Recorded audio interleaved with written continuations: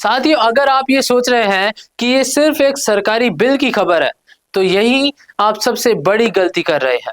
क्योंकि ये कहानी सिर्फ रोजगार की नहीं है, ये कहानी है कांग्रेस की अंदरूनी राजनीति की, पावर स्ट्रगल की और उस लड़ाई की जिसमें एक नेता को अकेला छोड़ दिया गया है। और अगर आपने ये वीडियो आखिर तक नहीं देखा, तो पूरा खेल अधूरा रह जाएगा। संसद से शीतकालीन सत्र में केंद्र सरकार एक नया बिल लेकर आई, जिसका नाम है वीबीजी रामजी, विकसित भारत गारंटी फॉर रोजगार एंड आजीविका मिशन ग्रामीण। सुनने में नया नाम है, लेकिन असल में ये मनरेगा का ही बदला हुआ और अपडेटेड रूप है। फर्क बस इतना है कि इस बार सरकार ने 100 दिन की गारंटी को बढ़ाकर 125 दिन कर दिया है। इतना ही नहीं, इस स्कीम में एक नया कॉन्सेप्ट जोड़ा गया है, 2 महीने का कूलिंग ऑफ पीरियड, यानी लगातार काम नहीं बल्कि बीच में ब्रेक, ताकि मजदूर उस वक्त खेती बाड़ी या दूसरे कृषि कार्य कर सके।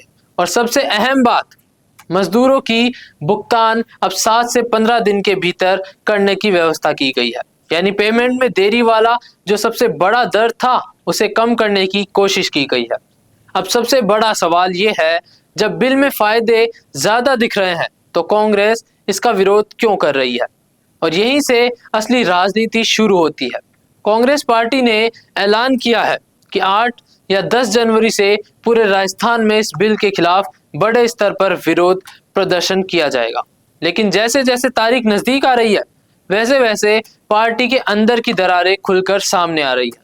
सबसे बड़ा सवाल यह है कि क्या राजस्थान में कांग्रेस की पूरी कमान सिर्फ एक आदमी के हाथ में छोड़ दी गई है?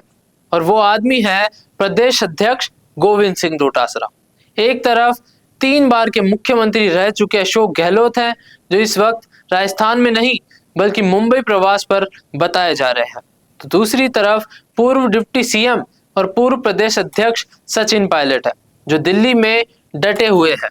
और इन दोनों के बीच राजस्थान में खड़े हैं गोविंद सिंह डोटासरा, बिल्कुल अकेले।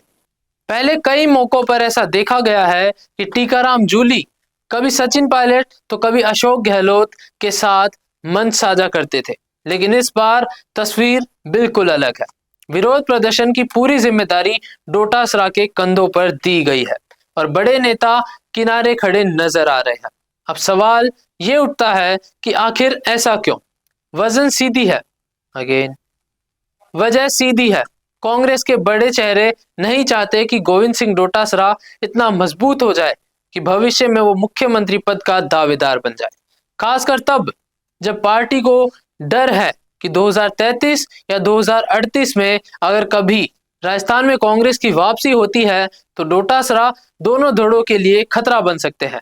पिछले उपचुनाव में जीत के बाद डोटासरा का कद बढ़ा। लोकसभा चुनाव में भी जब राजस्थान से एनडीए को बड़ी राहत मिली, तब भी संगठन की कमान संभालने का क्रेडिट डोटासरा को गया। लेकिन अब वही लोकप्रियता कुछ नेताओं को चुभने लगी है।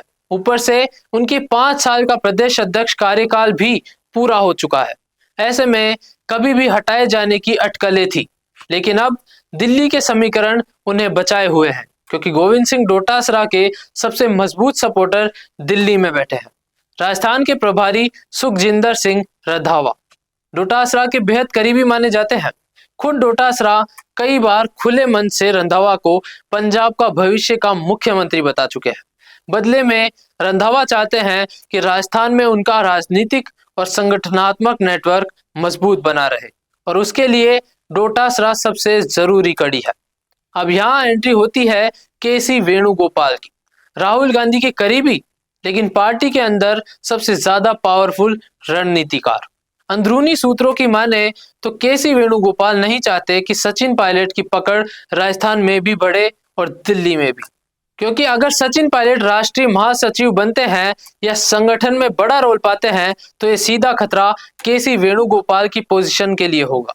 और इसी वजह से वेणुगोपाल चाहते हैं कि राजस्थान में फिलहाल गोविंद सिंह डोटासरा ही बने रहे, ताकि जाट राजनीति संतुलित रहे और गुर्जर बनाम जाट का नया विवाद न खड़ा हो। राहुल गांधी भी ये बात समझते हैं कि पंचायती राज चुनाव से पहले अगर जाट प्रदेश अध्यक्ष को हटाया गया तो कांग्रेस की हालत और खराब हो सकती है।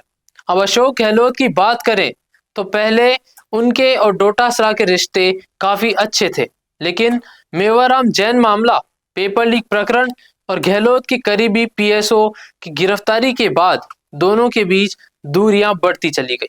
गहलोत को लगता था कि डोटासरा उनके लॉयलिस्ट बने रहेंगे, लेकिन डोटासरा ने समय रहते खुद को मजबूत करना शुरू कर दिया। सूत्रों की माने तो अशोक गहलोत की नजर अब राज्यसभा पर है। अप्रैल मई में राजस्थान से 3 सीटें खाली हो रही है और गहलोत चाहते हैं कि वो दिल्ली की राजनीति में शिफ्ट हो जाए। अगर ऐसा होता है तो राजस्थान में डोटासरा को लगभग फ्री हैंड मिल जाएगा। लेकिन फिलहाल स्थिति यह है कि विरोध प्रदर्शन के मैदान में डोटासरा को अकेला छोड़ दिया गया है। टीकाराम जूली भी खुलकर साथ नहीं दे रहे। ऐसे में सवाल उठता है, डोटासरा के साथ कौन है? सबसे पहले नाम आता है डॉक्टर सीपी जोशी का, जिन्हें डोटासरा का राजनीतिक गुरु माना जाता है। इसके अलावा बायतू से विधायक हरीश चौधरी, जो भले ही सचिन पायलट खेमे से जुड़े मानते हैं, लेकिन राजस्थान की राजनीति में डोटासरा का साथ दे सकते हैं। कुछ अन्य विधायक भी धीरे धीरे उनके करीब आ सकते हैं, लेकिन बड़े चेहरे दूरी बनाए हुए हैं।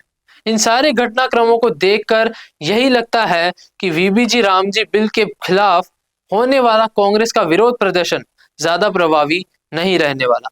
पहले भी एसआईआर जैसे मुद्दों पर पार्टी जनता से कनेक्ट नहीं कर पाई।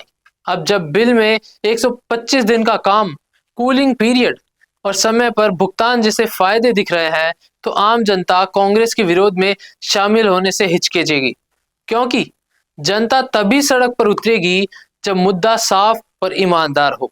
सिर्फ राजनीति के लिए किया गया आंदोलन लोगों को आकर्षित नहीं करता।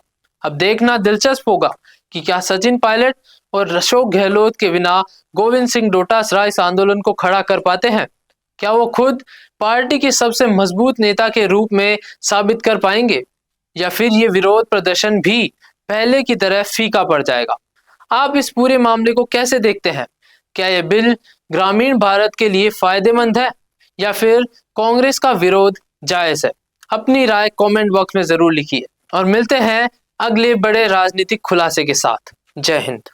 भारत का सबसे तेजी से बढ़ता हुआ डिजिटल न्यूज चैनल, जिसका परिवार 4,17,000 लोगों से भी ज्यादा बढ़ रहा है, वो संवाद न्यूज चाहता है हर जिले और हर राज्य में मीडिया पार्टनर्स। तो अगर आप बनना चाहते हैं संवाद न्यूज के पार्टनर्स, तो कांटेक्ट करें नीचे दिए गए नंबर पर। इसके अलावा अगर आप वीडियो एडिटर बनना चाहते हैं या फिर न्यूज इंडस्ट्री में बतौर इंटर्न सब सीखना चाहते हैं, तो संवाद न्यूज के जयपुर हेड ऑफिस में काम करने के लिए संपर्क करें स्क्रीन पर दिए गए नंबर पर।